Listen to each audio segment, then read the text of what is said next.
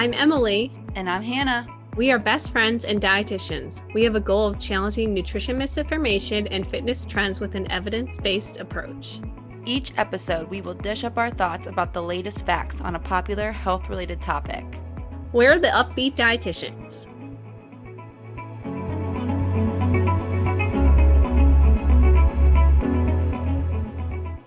All right. Hi, guys. Welcome back to the Up-Beet Dietitians podcast.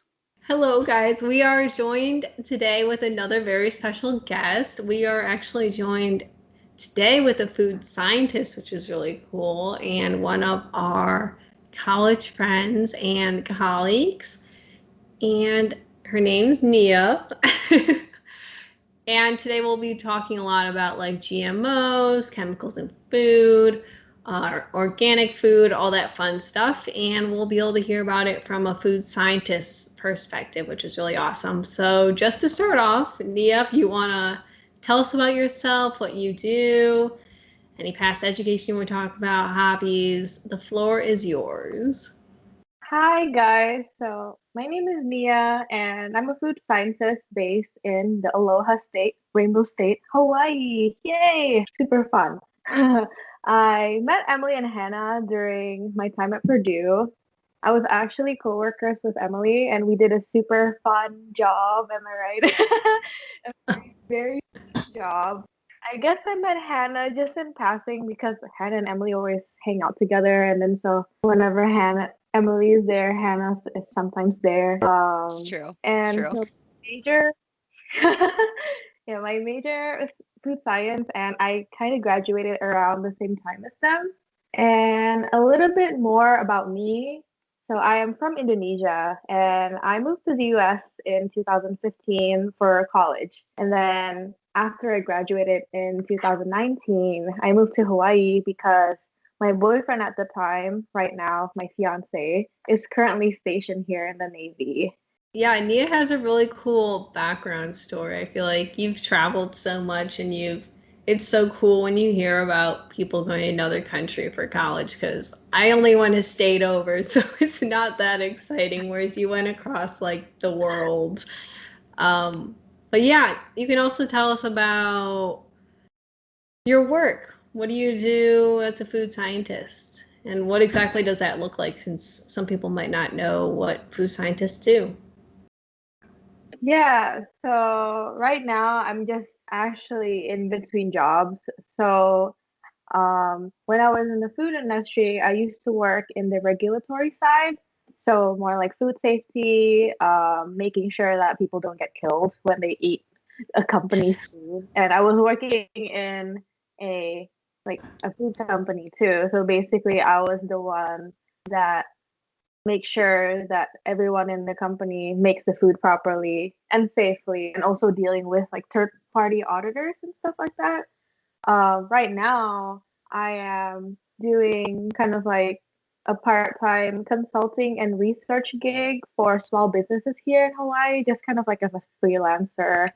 So a lot of people have asked me, so what does a food scientist actually do? Because a lot of people automatically think it's like linked to nutrition or like some sort of cooking thing, like culinary, but it's actually not any of that, because food science is actually a field that includes chemistry, biochemistry, microbiology, physics, engineering, some nutrition, some biology, and math. So basically, every science thing you have ever learned, we learn it and apply it in food science. And with that, the job possibilities are endless. So I know a lot of food scientists really want to do product research and development, which is probably like the more fun side of food science, which means that you make new products that you see on the shelves. Like the weirdest things that you see in the supermarket right now, those are probably created by food scientists and chefs working together. And then another career option would be regulatory affairs. So like something similar to what I did. Basically, you just keep our food supply safe from killing people. And you can also work in the private sector as a third-party auditor. You just go to food companies and audit them, and you get paid to travel and audit them, which is pretty cool. Or you can also work for the government, like USDA, FDA, and stuff like that. You can also do some like consumer research psychology. So basically, you kind of study how they perceive food through a sensory level. You could also go through the academia route, so teaching, becoming a professor in food science, which is what a lot of food science majors end up doing for some reason, because I do have a lot of colleagues that end up in academia and research. So basically improving food and beverage texture, taste, analyze different methods of food processing, etc. And process engineering. So basically you can design and develop new food processing systems, new ways to store food and package food, and handling foods. Like the possibilities are endless. That's very cool. Yeah, food science is crazy. There's so much you can do, and I feel like I just hear about what you do and I don't know what's going on. Although you were making different types of like milks. I remember when I talked to you last. I often confide in Nia about new food things and also sustainability. I was talking to her about the whole almond milk dilemma. I know I talked about that on a previous episode, but Nia was the one who actually told me about the need for how much water is utilized to create like however much almond milk. Yeah, that's actually true. Like almond is not the most sustainable nut product out there. So then I guess our last question for our little about you section is, what do you like to do for fun? Because the people know your education, they know what you do as a food scientist and what food scientists possibly can do, but with your free time, especially having time in Hawaii, which most people don't really have all those resources to them, what do you like to do for fun? Actually, I'm a boring person. I don't like having fun, and I just work all the time. I'm just kidding. Oh my gosh. Yes. I was like, oh my god.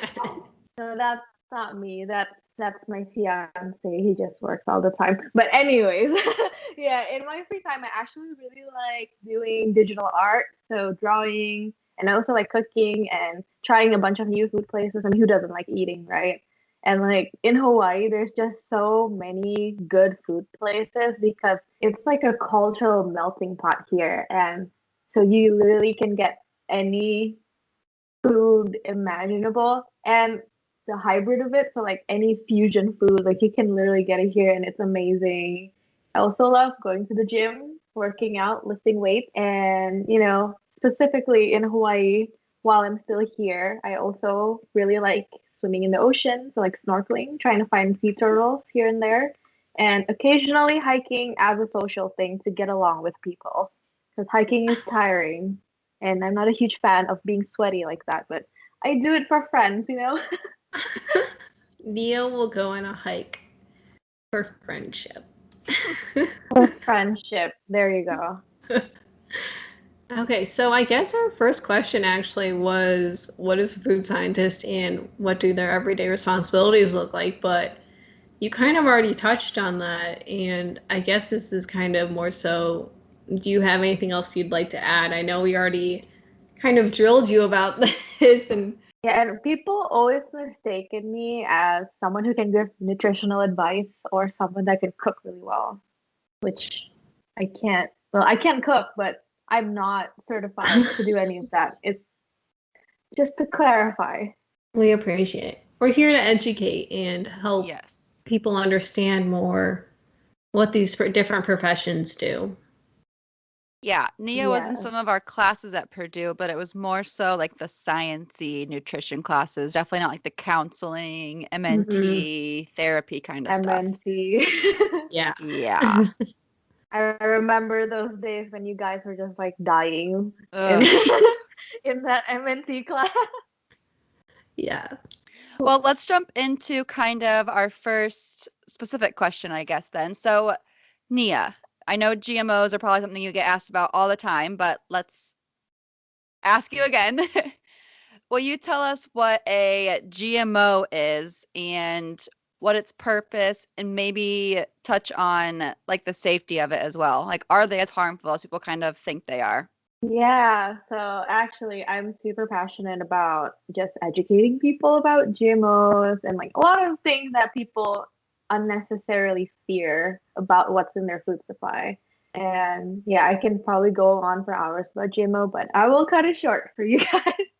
So GMOs basically they stand for genetically modified organisms. So according to the Institute of Food Technologists, which is a group of but which is a bunch of food science nerds making an organization, FYI, they are simply crops or bacteria or like organisms that are produced through the introduction of pieces of DNA that allows them to have desirable traits.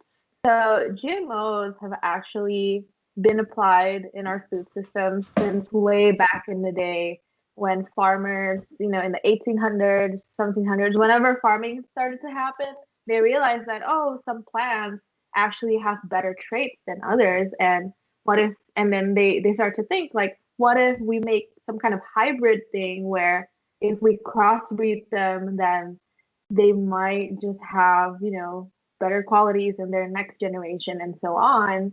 And actually, those traditional methods of crossbreeding is also considered GMO. And without them, we actually wouldn't have common food products that we see today look like what it's today. So, for example, like a watermelon, it won't be as big as it is today. Corn, it probably won't look like corn. I don't know what corn in the 1700s looked like. I have no idea. But yeah, but a lot of the really common food items now, they are a product of traditional methods of genetic modification that has been applied for a very long time.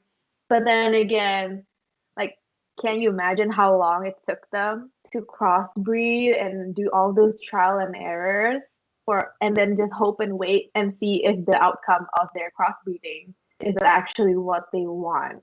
And so that really took a lot of time to just do that. That's why GMO has been introduced recently, because it is a much faster and efficient way to create those desirable traits that all these farmers want in our food and our food system.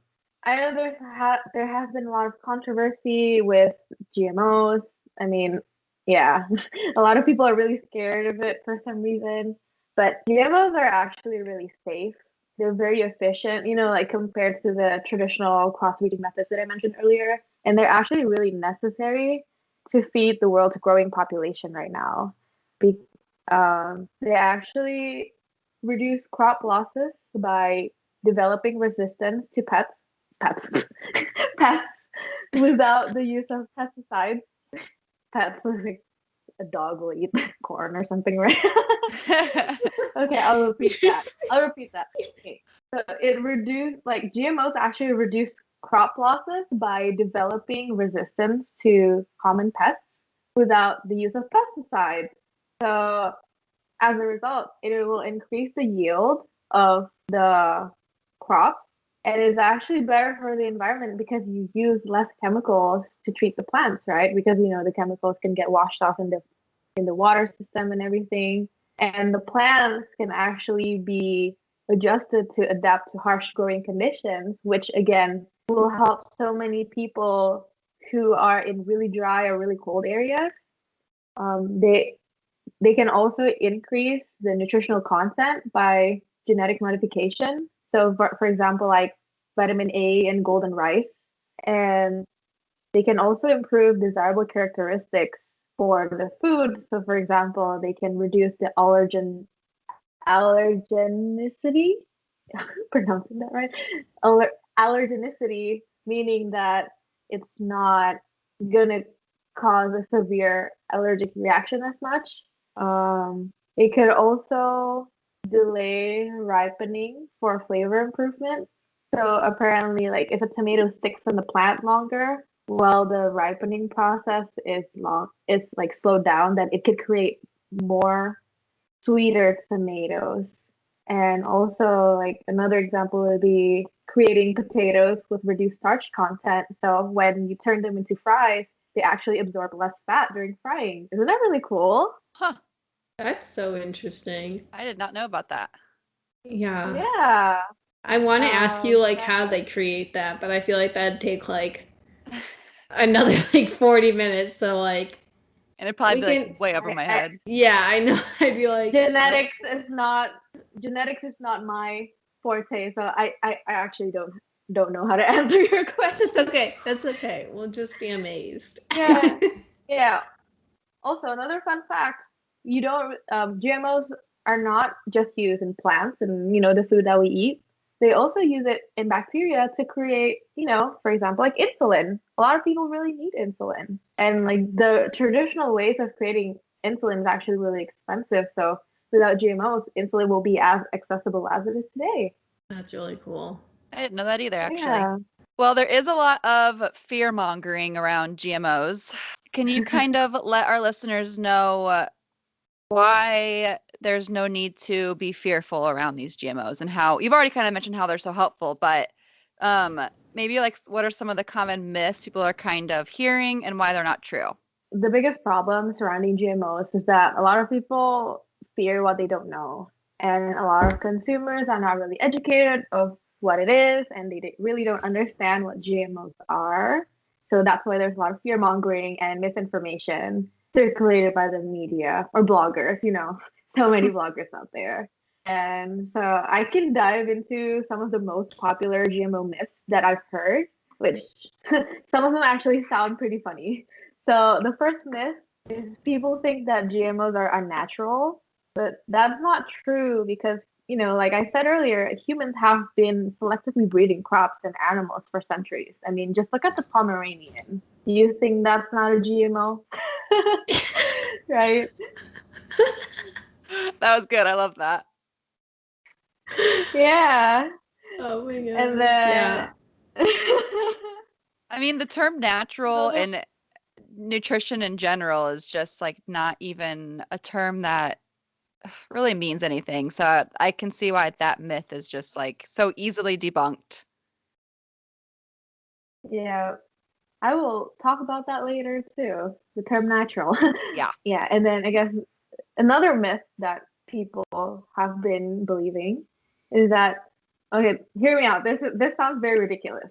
GMOs are a corporate plot to control developing nations and their food supply. So basically, Okay. they're saying a lot of corporations they just want to take over the world through making people hungry or something. But it's actually false because a lot of developing nations actually prefer farming GMO crops because it does produce more crops and it helps alleviate hunger. And they actually benefit the poorest nations the most because of that. Yeah, also with the fortification part too. Some people on the other side of the world, they're lacking a lot of vitamins, and without GMOs, they wouldn't they wouldn't be as healthy as they are today. And another myth that people believe is that GMOs are not adequately tested, and therefore they're bad for you. So this is like a lot of things that people have been talking about in the media because that's what they're basing their fears on. But actually, GMOs are one of the most regulated food products out there because a lot of governments everywhere they employ strict biosafety protocols to ensure that any new GMO product poses no threat to human or animal health or the environment. So these protocols include laboratory and field tests that may span years and years, and the resulting plants and foods are far more thoroughly tested than their conventional counterparts. Another myth is that people believe that GMOs are unhealthy, and that's actually false because the prestigious National Academies of Science agrees with a lot of US regulatory agencies that food grown from GMO crops are actually really safe to eat and they're no riskier than consuming the same foods containing ingredients from normal crops that are not GMOs. And, another way to see how GMOs are healthier is how I mentioned earlier that some GMO plants are resistant to pests. So they don't require any pesticides, which means that you're getting less pesticides in your food. So it's actually healthier. And like, Oh, I can dive into all the studies that scientists have done in GMOs, but they have not found that GMO foods are any riskier or nutritionally better than their conventional counterparts. thank you for that. That was, I feel like, a very good summary of a lot of the most common GMO myths, and you brought a good rebuttal for all of them. And I hope that people really do understand that GMOs were created to help us and not set us back in any way or any type of scheme. Taking over the world. Yeah. Yeah. So I think our next section that we wanted to discuss with you was a lot of people talk about the chemicals in food and how I won't say anything specifically any leading questions right there, but I'm sure for everyone listening, you have heard at one point in your life someone say, like, look at all the like these chemicals in this food. I'm not gonna eat that because of the chemicals. Yada yada yada. So Nia, I'd love to hear from you your take on chemicals in food, and kind of we can start with what their purpose is and then lead into, like we did with GMOs, are they harmful, and specific examples of them. Yeah, so I think I can correct your statement a little bit because if you really think about it, everything around us is made of chemicals. From the water that we drink and the air that we breathe, it's actually a chemical. So yeah, like when you say chemicals in food, everything is already made of chemicals. Yeah, so I guess before I answer your question, I want to give you guys a pop quiz. I can Ooh. read a I did few not realize we're chemical. getting quiz today. Nia, let's see how we do. Quiz No us. grit. Okay, I'm gonna read these three chemicals and you have to guess what food product this belongs to. Okay, the first one is linolenic acid. The second one is haloquinone. I think I'm pronouncing that right. And then the third one is 2-methylbutyl phenolate. For normal people, those chemicals probably sound very scary, right? Like, 'cause, oh my gosh, it sounds so chemistry-y. But can you guess what food this belongs to? I just saw, okay, I have to be honest, I accidentally just saw the answer. I went to go look at what the other two were because I'm remembering the linolenic and then my eye skipped. So I feel like, well, what I will say is, isn't linolenic omega 6? Yeah. So that's my contribution. Yeah, that's probably in a lot of stuff. Yeah, I saw it too. I was peeking. Not on purpose, but because before you even said don't look, I was looking. Yeah, but can you tell everyone what it is? It's a banana, people. Yeah. I have seen that like meme of like the picture of the banana and like the 80,000 ingredients that are in it, which are all just like the chemical components. And it is Yeah. very eye-opening. Yeah. They should Mhm. put nutrition labels on bananas. I feel like that would be like a fear mongering tactic though. So I guess Whose some side are you people on, Emily? I was on the side of chaos for like 5 seconds where I'm like, yes. No, yeah. It's like just fruit and vegetables and like the things where you can literally take off like a tree or a bush that people consider natural or whatever have so many chemicals in it.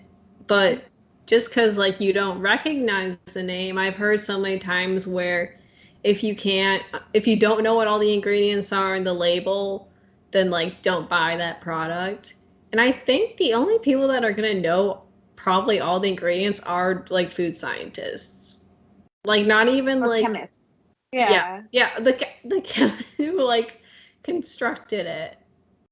So I don't think that's a great philosophy to follow because you will not be eating a lot of food.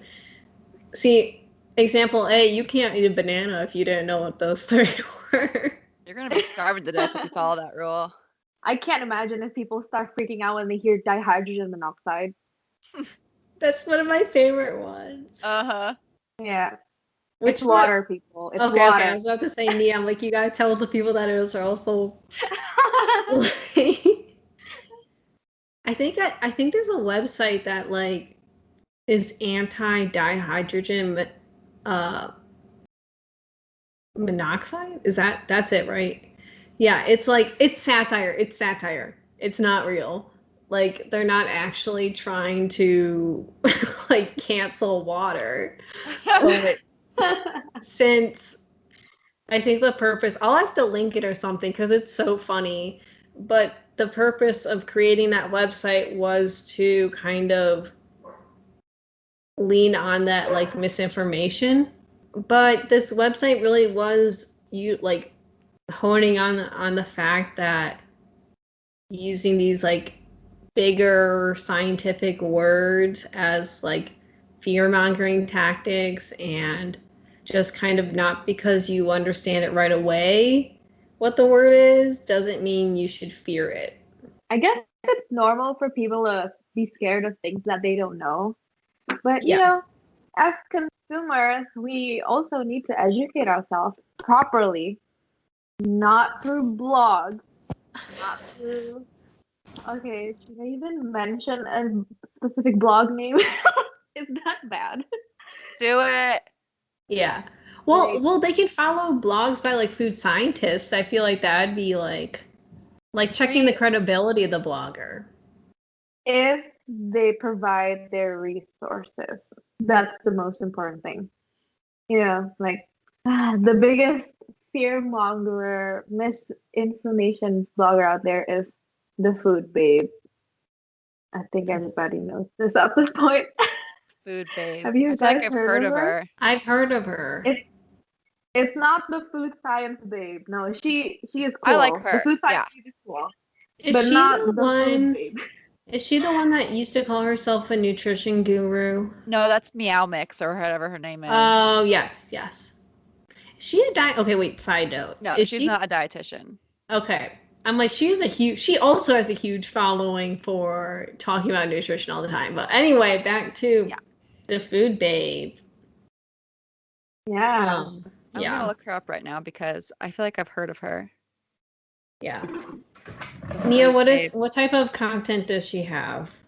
Just to provide some background to the audience, I guess. Oh, See, I I have heard of her. don't Yes. Sorry. Yes. I Hey, no, don't venture into her page so that I can protect myself from the misinformation. But I've just heard, in passing from other professionals in the food industry about this person. She's well known but like she's very well known within the community as someone that's very misleading. I just read like the first post I saw says, "Won't hijack your taste buds with addicting chemicals." They're talking about a Chick-fil-A sandwich. If it's Oh my homemade. gosh. Like MSG? Yeah, yeah. Yes, this is definitely talking about, I see where you're talking about like the ingredients that someone might not understand what it means, but she lists a lot of them. I don't know what Chick-fil-A did to her recently, but she's going after them. I think that'll be interesting to do an episode about MSG. Yes. MSG is another. Nia, we'll bring you back on. MSG is my love. I love MSG. MSG is great. I know. That's Fun another. fact. You don't have you don't have to include this in the podcast, but I actually for Darius, since he's on deployment right now, I brought him a bag of MSG for deployment. I'm being serious. Oh my gosh. Fun fact. That's how much I support MSG. I remember at Fincy in 2019. Was it 2019 that we went, Emily? Yeah, right. They had a whole booth at this conference that we go to on MSG, and they gave me like a giant bottle of just like MSG to put on your food. Oh my god. Like MSG like itself had a whole table to themselves. It was great. I didn't get a bottle of MSG. I think it was by the Quaker Oats booth. And I don't know why I remember that, but I do very That's so vividly. specific. It's like very vivid in my brain for some reason. I'll take your word for it. Okay. Okay, back to the topic. Yes, I was about to say, like, we We do this sometimes. Just sidetrack. Yes. Yeah, so I guess when you guys talk to me about, well, not talk to me, sorry. When you guys ask me about the chemicals in food, I think a lot of people are referring to food additives because those are usually the ones that people are not familiar with, right?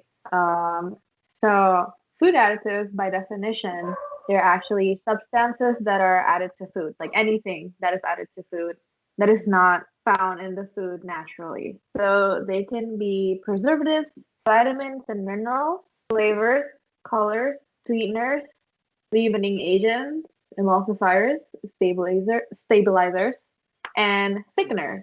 You know, I mean, again, like similar to GMOs, very interesting.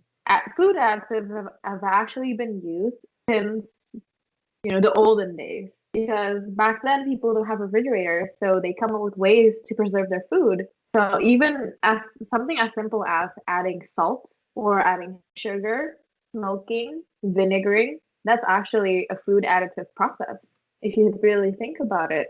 So yeah, like Emily was saying earlier, a lot of people in the internet say things like, don't eat what you can't pronounce.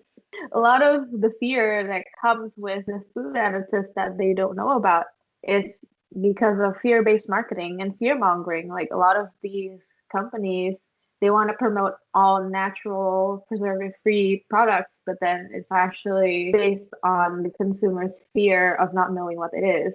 But instead, they can just educate themselves better, It's kind of funny, but a lot of the Karens out there in the internet will probably tell me they've done their research. Where did they get that from? I don't know. The first blog that they find when they Google about food additives, probably not the best resource. But then the only research you should believe is not from those blogs or news articles, but from peer-reviewed scientific publications backed by science. Hashtag facts, not fear, people. I love it. Those darn Karens are always making waves. I know. Yeah. They're all over telling us what we shouldn't eat. Mm-hmm.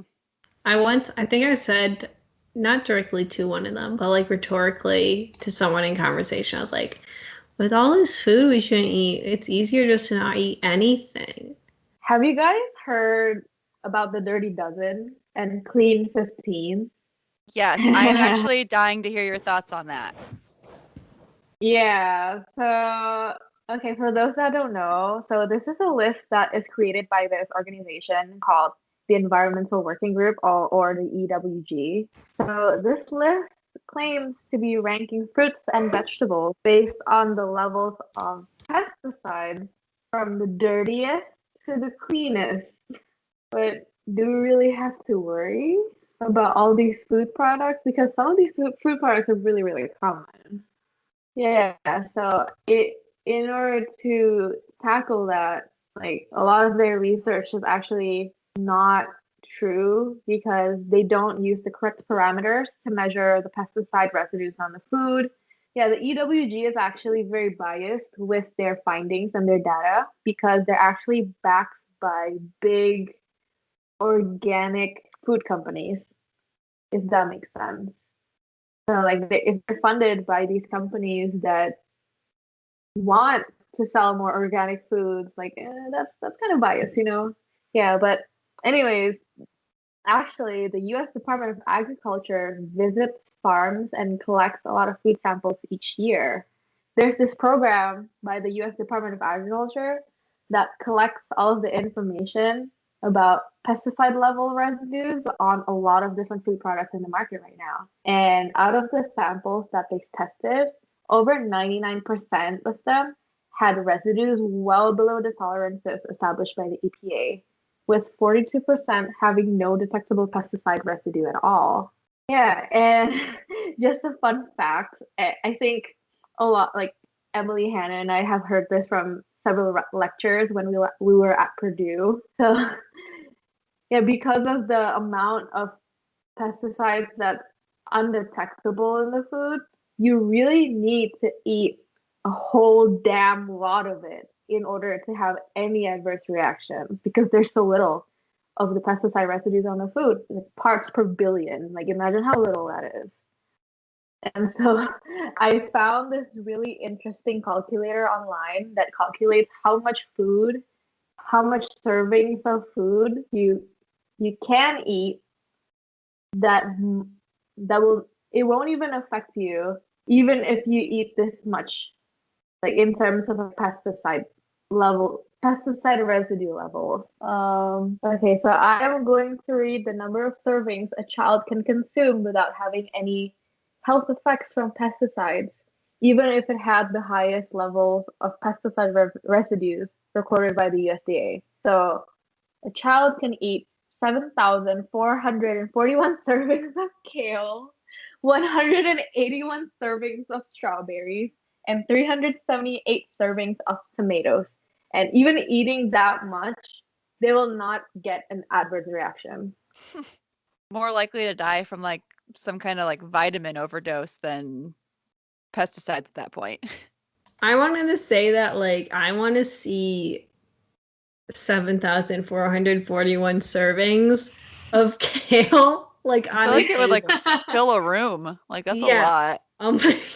That's like a You know farm. those rooms that are like a full, like a bed? Like people make like rooms that are like the entire floor is just a bed, like an entire room that's just kale. Like that'd be so fun to like just jump maybe, into. Yeah, maybe one of these days someone, when someone proposes, they, spread flowers everywhere. They can spread flowers everywhere, and then you can spread this kale. There you go. That's how you use the 7,000 servings of kale. How romantic. Everyone can then pick up their kale and eat it for the rest. Nice. Look at the shirt I'm wearing today. Oh my gosh! Wait, speaking I got of my which, kale shirt on. I just remembered. Yay! Perfect. How fitting. What is this podcast sometimes? I just don't know. So, yeah, anyways, with regards to food additives, you may see a lot of labels that says like no artificial preservatives, no artificial flavors, no synthetic colors, stuff like that. But a lot of these are actually marketing tactics that stems from misinformation and fear. These labels imply that certain food additives must be worth avoiding. Because, like, after all, why would all these food products specifically be called out if they weren't bad for us? Like, I think that's how they are making people think about these. But are they really that bad? And are they unsafe? And why should why should we be trying to avoid these food additives in the first place? A quote that I found on the internet that I super love. Internet meaning, the legit side of the internet, the food scientist blogger. Whether a chemical is naturally occurring or man-made, whether or not you can pronounce it, tells us nothing about its safety. I really like, especially the first part of that quote where it's like, whether a chemical is naturally occurring or man-made, because there are naturally occurring toxins in the world and plants that they're technically edible, but they will in some cases kill you if you eat enough of it, and that's technically natural, but that does not mean that it's safe. So I really like that portion. I like the quote overall, but especially I think that part, because going back to our whole natural discussion, it fits well. Yeah, and also referring back to our discussion earlier about food additives, every single food additive in our food supply has been thoroughly tested before it even hit the market. Because why would the government feed us stuff that is actually bad for us? Like there's already safety levels established for everything. And, the purpose of preservatives and additives, most of the time is to prolong the shelf life of foods, right? And if you prolong the shelf life, it means that you prevent bacterial growth, you prevent it from going bad, you prevent it from molding and stuff. And honestly speaking, I'd rather eat food with preservatives rather than risk dying from a foodborne illness, Right. Give me preservatives or give me death. Is that the phrase? So dramatic, but Gets the point across. yeah, it does. That's what we're about here. Mm-hmm. Yeah. And, when somebody tries to scare you about the poisonous stuff on our food, preservatives or like pesticides, they think like they'll tell us like, oh, it can kill you because they kill insects, they kill animals, blah blah blah. But then again, if someone tries to scare you about how dangerous a chemical is, but then they neglect to mention the dose at which it is toxic, then they're either clueless or they're trying to deceive you because the dose is what makes the poison. It's all about the dose. Yeah, that applies to so many things too. Like, like water. Like you can easily get water poisoning by getting too much water, but you would never say that water is like toxic or bad for you. Like that's just silly. So that's such a good point. Dose makes the poison. I love that. Okay, let's transition into organic. I'm excited about this one. Emily and I have discussed this on the podcast already, but of course we just have our own perspective. So it'll be great to get a food scientist perspective.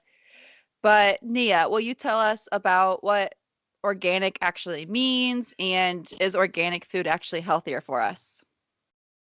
Yeah, of course. So organic foods is regulated by the USDA. And so I went to the USDA website to see what is their definition of organic foods.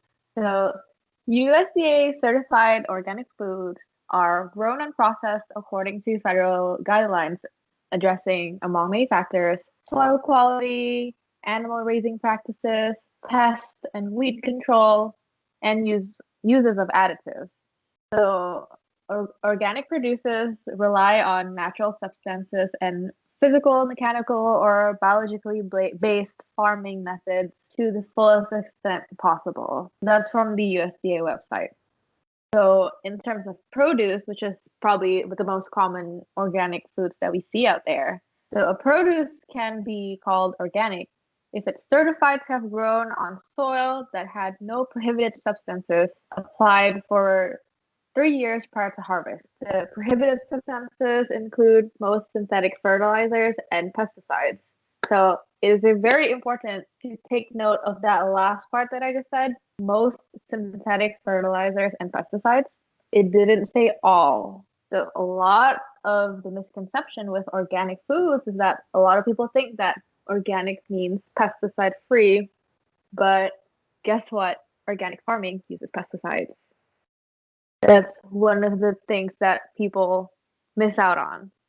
And they like, so, coming from the food industry's perspective, I have done audits with the USDA before in terms of like organic food products. And it's not like they don't allow any chemicals or anything whatsoever and make it, all natural, but they just allow certain chemicals and pesticides to be used for organic products. Yeah, so somebody did a study comparing the amount of pesticides on organic foods and conventional foods. And actually, they found that there are very similar amounts of pesticide on organic foods compared to conventional foods. And they did test for, different pesticides that they use in the different farming methods. But then a lot of things that we see on the internet right now, when they compare the pesticide levels between organic and non-organic, is that they don't even test the same thing. So they test completely different chemicals. And of course, like if you test for one thing on this one thing and then not on the other thing, then of course you're gonna say that this one thing doesn't have anything because you're not looking for it in the organic produce section, the organic produce part. So it's usually a lot of the things that you find online are very biased. And another fun fact, 99.9% of the pesticides found in food are actually naturally occurring, and they're actually produced by the plants to naturally defend themselves against fungi and insects. So at the end of the day, you can't really avoid it. If it's all natural, you can find it in the food, right? Yeah, and also another thing to take note of, organic doesn't mean it's free of allergens. Organic doesn't mean it's healthier. I can probably link some studies because there has been numerous studies comparing the nutritional content between conventional foods and organic foods, and they have found no difference in nutritional content whatsoever. And at the end of the day, it just means that you paid more for your food. That's that's what buying organic products mean. Yeah, that's basically how Emily and I kind of have summed it up in the past on this podcast, is that if you can afford it, go for it, but don't think it's going to be any healthier for you. Because it's not, and you're probably just wasting your money, to be honest. So teach their own, but if you can't afford it, don't feel like you have to feel guilty or like you're not eating more nutritious foods if you're not eating organic. Yeah, actually, like there's a social study that says that a lot of people shame one another for not buying organic produce, and it really affected the low income people who can't afford organic produce because they think, oh, I shouldn't be eating those conventional foods. Like, Right. And there's no need to create fear around produce. Like, and that's the one shame food. people. Yes, Yeah. that's the food everyone to get more of. So causing or Yeah. putting shame towards eating fruits and veggies is not effective. Yeah. And even if like you might not be eating organic, which is completely fine, even if you're making the efforts to eat like fruits and vegetables, you're doing great, which is kind of the biggest barrier around organic produce versus like conventional produce, is that financial barrier. And it's almost like it's very much organic food seems to be put on like a pedestal, and it's like if you eat organic, some people get superiority content like superiority complexes around food they're eating, which like what you eat does not define you in the first place. But also there's no need to, I guess, flaunt it and use it to put down others. But like even at like the grocery store, like things that are organic are always like big, bold, bright, it's organic, like it's better. Like all the fruits and veggies at the store I usually go to, the labels are all like bright green. It says organic in big letters. And like at Trader Joe's, for example, I love Trader Joe's, so no shade at TJ's, but all of the organic stuff says organic in these big, bold, pretty letters on front. So you always know what's organic and what's not. So even the word organic is kind of like flaunting its stuff. It's definitely plays into that marketing tactic that is a common theme on this podcast. We discuss different ways that the food industry will try to persuade individuals with marketing tactics, and that's definitely one of them. Yeah, when you said food industry, I was like, oh, that's me. But I'm not one of them. You're one of the good ones, Nia. You're one of the good ones. Well, speaking of labels, that kind of brings us into our last little bullet point here. So, Nia, will you talk to us more about some common food labels that are on food products and kind of like the regulation behind these food labels, and, you know, if we should be fearful of certain things? And I know we've mentioned a lot of this already, but kind of going more into more specific different food labels and what those actually mean. Yeah, so the entity that regulates food labeling is the FDA. And basically, they have a rule. I mean, their bottom line is that it shouldn't be misleading. And there are like health claims you can put on there. But then again, only certain health claims are regulated, but then a lot of the things that you see in the market right now are actually not regulated by the FDA. And as consumers, we should make wise choices when we see those things. Is this just a marketing tactic or is this even legit? So a lot of the common food labels that I see, my least favorite one, non-GMO verified products. We just talked about GMOs earlier, and I think this is completely unnecessary. And the only body that regulates this is them, the non-GMO verified product. It's not even the FDA. And honestly, I just think it's a waste of money because DNA testing is really expensive. And I assume that they have to do that in order to prove that the food is non-GMO. I know. And I was about to say another like a one, bit of a yeah. conflict of interest right there when you're the one like you're the That only one verifying your own like label. Like I that can would make a be label and but like regulate it. Emily approved. That's my well, I was gonna say that'd be label like regulator. Emily and I saying we're the best podcast of 2021, but it's like based on our own like regulating company. We're Like, of course regulating we the are. term. Yeah. So You can obviously no even good. put that on your shirts or something. Dietitian Oh yeah, we could. approved. Like, does that even mean Yeah, anything? Right? yeah. Like just that one dietitian was like, Cool. Good to go. yeah. That's funny. I was Yeah. thinking, I was like, we could do TED approved, but Tut we're the only, approved. but we're the only one like regulating. I know. But yeah, yeah, Okay, I can okay, read off the other things yes. that I've seen Please do. that are not regulated. Okay, the other one, natural. We talked about this earlier too. The FDA has no definition of the word natural.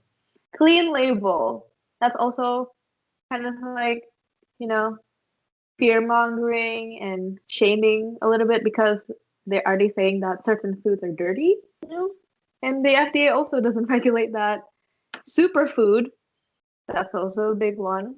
No added hormones or antibiotic free because you know um I like just another fun fact from the food industry. I'm just throwing a lot of fun facts right here from the food industry. Yeah, That's another okay. fun We fact. love fun facts.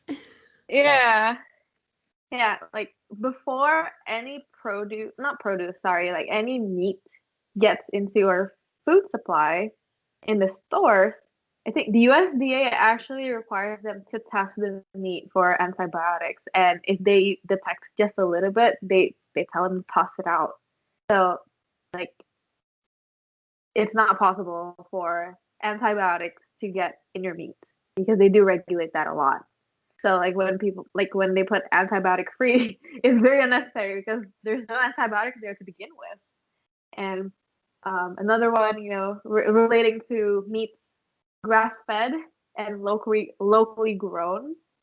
It's not like the USDA goes to the farms and be like, okay, are you feeding your chickens and cows grass? If not, you can't put this on your label. They're like, is your cow from that guy's backyard? Because that's considered local. You know what I mean? I never thought about like, especially locally grown, like what is the radius on that? Right. Like locally grown could be the United States to me compared to like Asia because it's across the world. And also I love the grass fed. Like they can feed them grass one day and but like when they come in from the expected, like, oh, get the grass feed out, everyone. Like put them in the fields. Put on a show. Put on a show. The FDA is here. Yeah.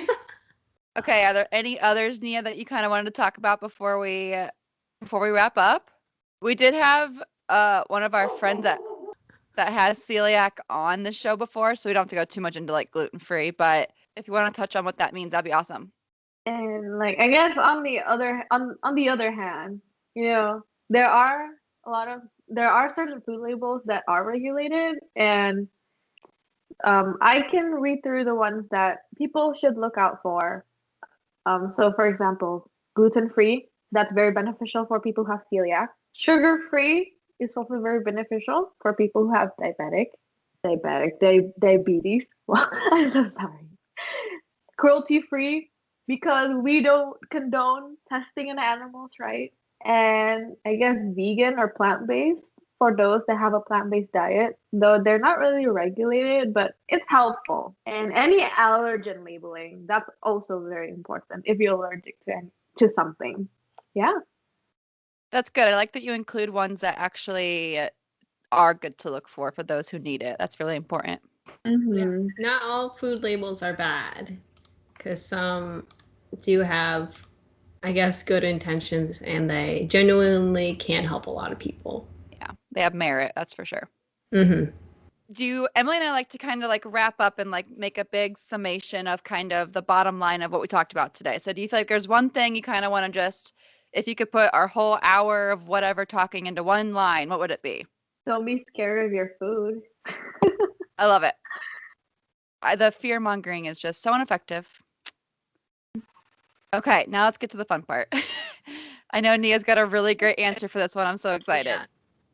Thanks for hanging around. I know we had a lot to discuss, but this was all very, very important information that is kind of in your everyday life, because we all eat food and you all grocery shop and see these labels, and I'm sure every single person that has, or every person that's listening has had at least one of these conversations and one of these claims.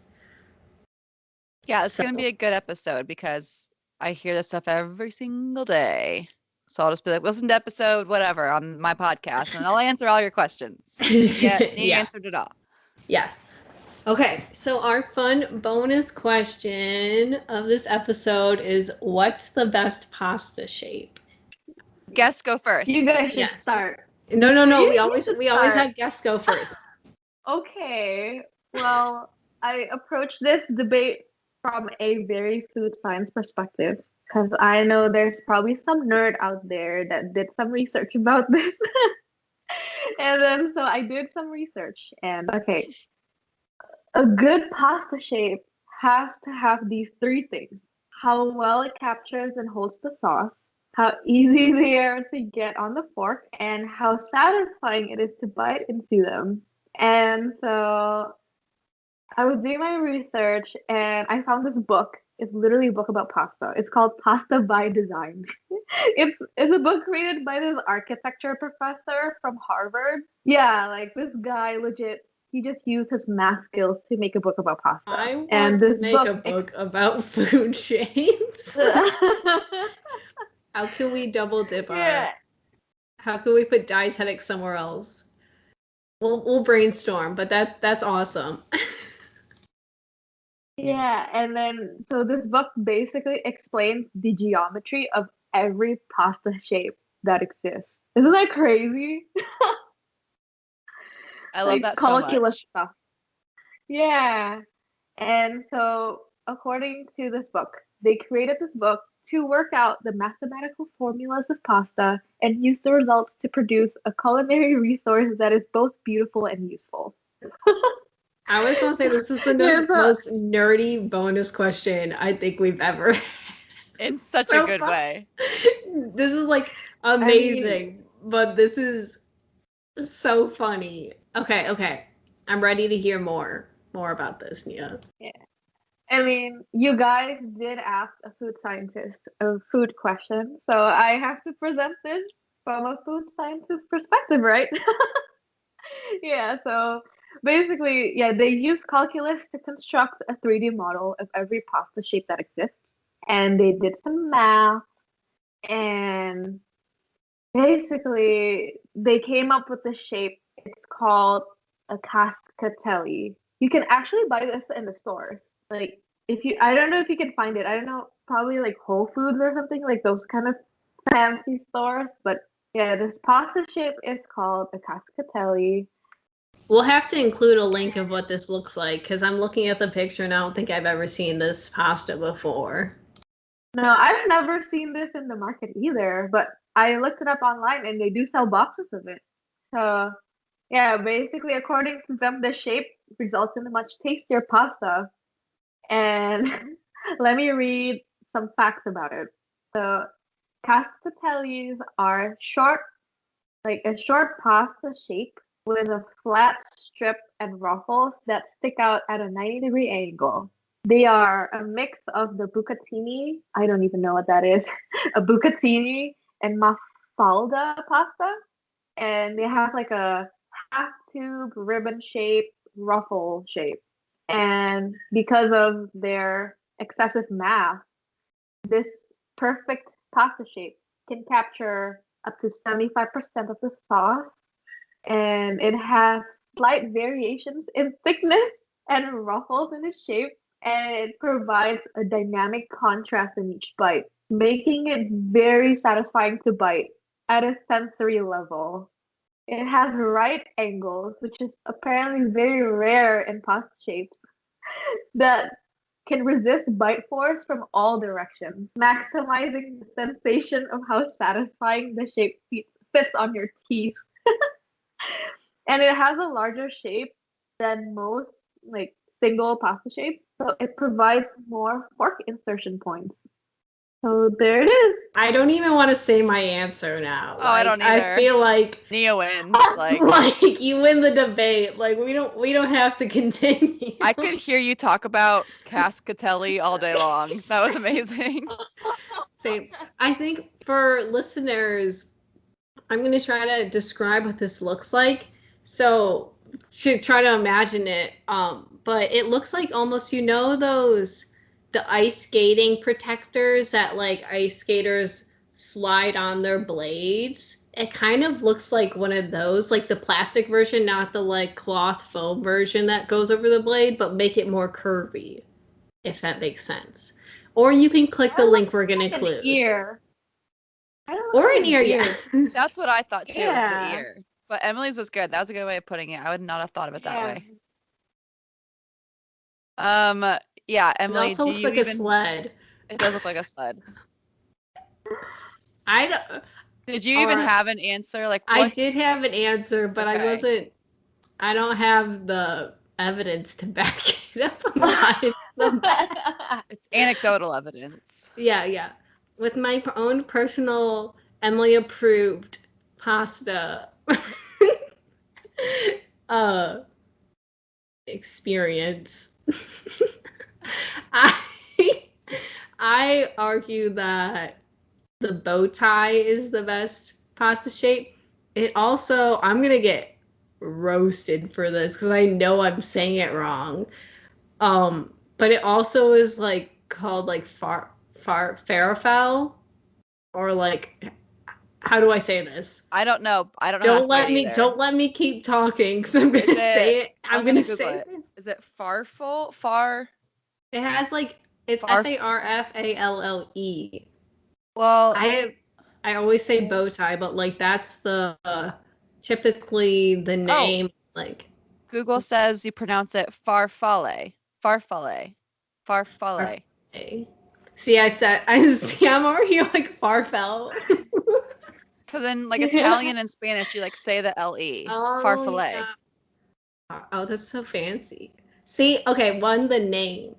I guess Cascatelli is pretty fancy too, but farfalle.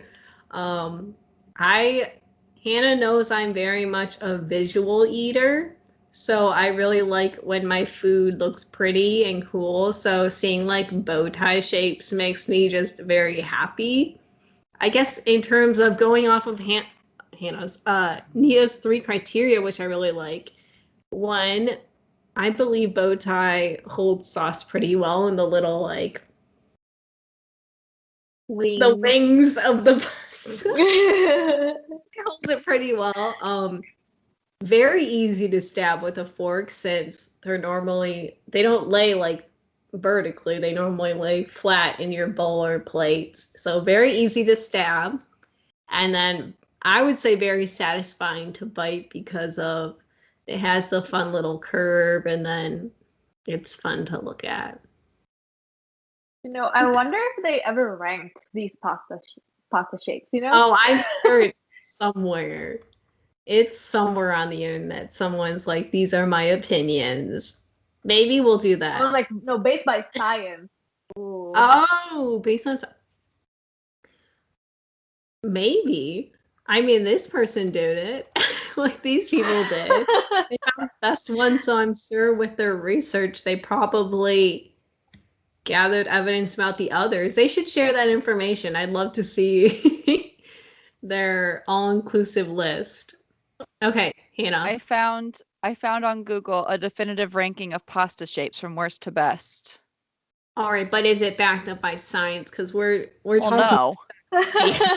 This is by some chick named Michelle who just has opinions about pasta. Oh. So it's kind of like what Emily and I are doing right now. Just having opinions. Yeah. I actually was gonna say bow tie as well. I really like bow tie too. Oh my We actually agreed for once. I didn't know you liked really bow don't- tie. I also, in terms of like those 3 criteria, I think the most satisfying to bite into is a penne. Like the tubular ones, it's just nice to get that like 2 layers of pasta when you bite into it. I like when it like squeezes together. But I think for the other criteria, like Emily described already, I think a bow tie is my favorite. But I believe if I had this cascatelli, I would be easily swayed to want to choose that one more. Same. I'm gonna go try to find this. Me too. I'm I gonna bet sound Amazon so has it. like posh and pretentious. I'll be like, I'm looking for your best cascatelli Cascatelli. pasta. Pair it with your fanciest wine, please. Yeah. Okay, yeah, that was easily one of our best bonus questions ever. Yes. Well, Nia, thank you so much for coming on this episode. It's going to be such an informational one for our listeners. That was just so much good information. So thank you so much for all that. Yeah, and I guess Thank you for having me. to kind of end it, Nia, where can our listeners find you? What types of resources or links do you want to share with us? Obviously, we're going to include links to everything Nia wants us to share in the bio, but right now, this is kind of your time to plug whatever you'd like. I mean, I don't really have like a professional account like Emily and Hannah. I have a personal account. I post about my daily life in Hawaii. And I guess my name is kind of long. So whenever they tag me, you can find me there. Yeah. And I did include, And also, I did include some articles that are very interesting that I found about the things that I talked about. Yeah. All right. That is the end of this episode. Thank you for listening. We hope you tune in next week. And until then, hope you have a great rest of your week. Yeah. Alrighty, everyone. Bye. Bye. Thank you so much for tuning in on this episode of the Up-Beet Dietitians with your hosts, Emily Krause and Hannah Thompson. We appreciate you all so much for continuing to support us. In order to support us and sustain the success of this podcast, please subscribe and leave a rating and review. If you'd like to provide us feedback for future episodes and guest stars, follow us on Instagram at the Up-Beet Dietitians. Lastly, you can show us support by providing a monthly donation using the link at the end of our bio. Once again, thank you so much for listening today, and stay tuned next Wednesday for a new episode. Until then, we hope you have a wonderful rest of your week.